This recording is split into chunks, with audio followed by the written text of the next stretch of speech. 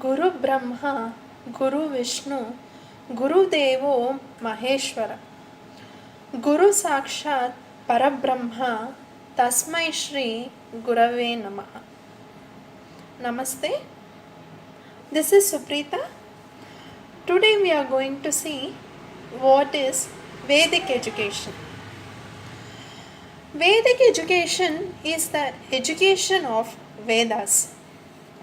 During the Vedic period, education was divided into two kinds, such as this worldly knowledge education and otherworldly knowledge education. This worldly education deals with the social aspect of life. On the other hand, otherworldly education deals with intellectual pursuits with an effort to achieve salvation through it. The Gurukula system of education was the chief feature of Vedic education.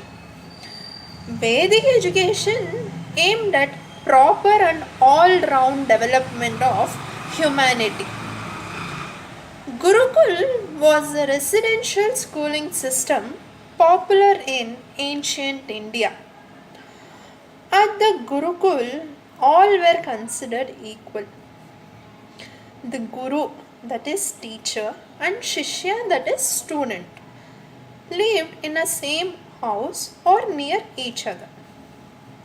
This relationship was considered sacred and no fee was taken from the students. Students typically attended the Gurukul from age 8 into their early 20s.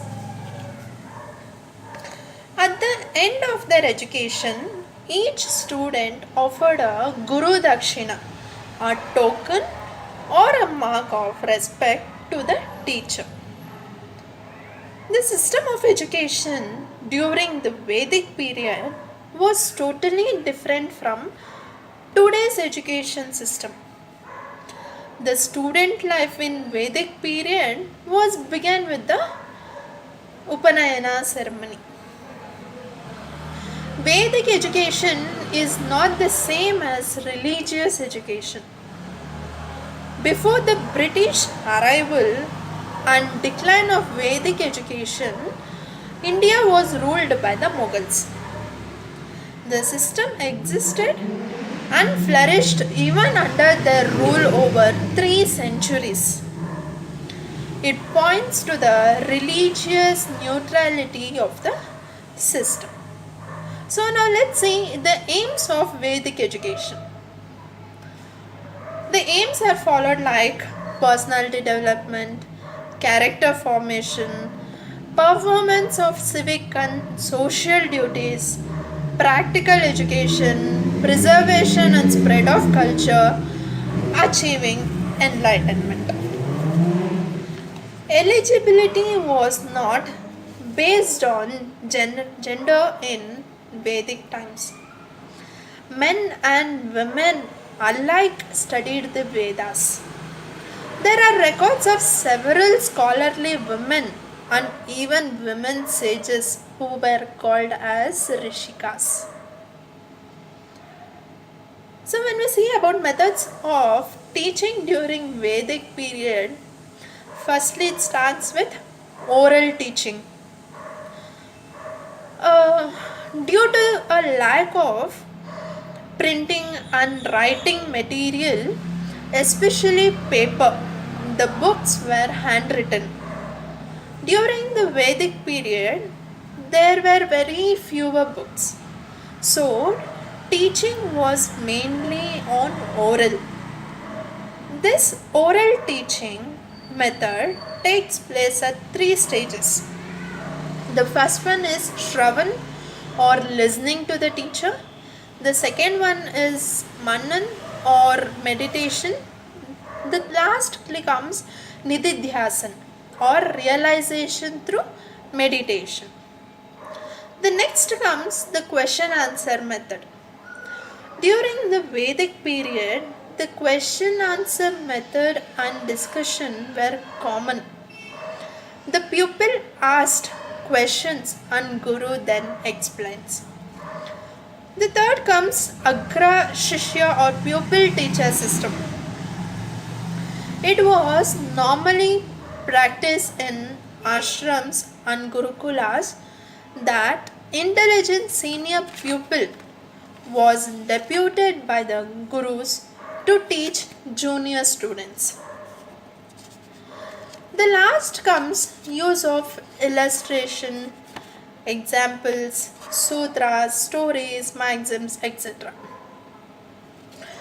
This system was based on psychological principles. To explain things better, the Guru uses illustrations, examples, stories, maxims, etc. He proceeded from known to unknown and from unknown to known. He also explained things through figures of speech like smileys and metaphors, etc. Vedas occupy a very important role in the Indian life. So when we see about silent features of Vedic system, the first comes source of light. In Vedic period, education was considered as a source of light, of illumination, which enlightens an individual in all walks of life. The next comes knowledge, the third eye. According to Vedas, education is knowledge. It is the man's third eye. It means that knowledge opens inner eye, flooding him with spiritual and divine life. The next comes agency of improvement. The illumination as described will bring a complete change in the person, and this change is for the better education. Makes us civilized, refined, polished, and cultured. Lastly, not merely book learning. Illumination is the control concept of education. It does not mean that it has always to come from books. So, the Vedic literature is supposed to be a part of our daily life. It's nothing to do with any employment opportunities. It would be great if we can have it as an essential subject in school itself. Vedic education is the core foundation of India's culture and rich heritage. No one can be called educated who cannot preserve and expand his cultural heritage. This study is about the importance of Vedic ideals of education in the modern education system.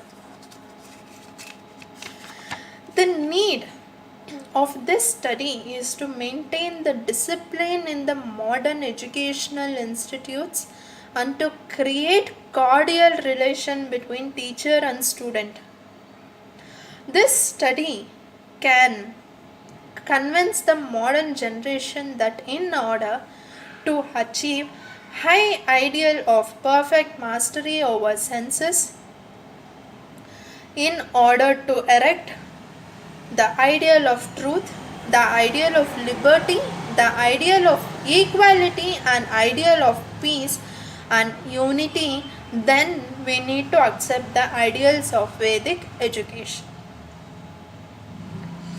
The practice and utilization of Vedic knowledge can indeed assist us in many ways.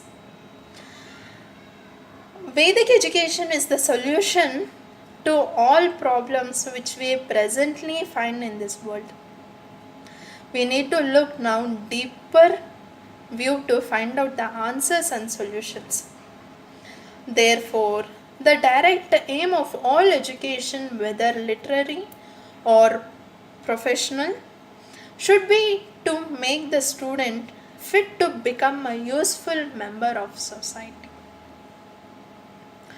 So, this is all about Vedic education which we had in our ancient period in India. So, let's meet up in the next episode with a new topic. Until then, namaste.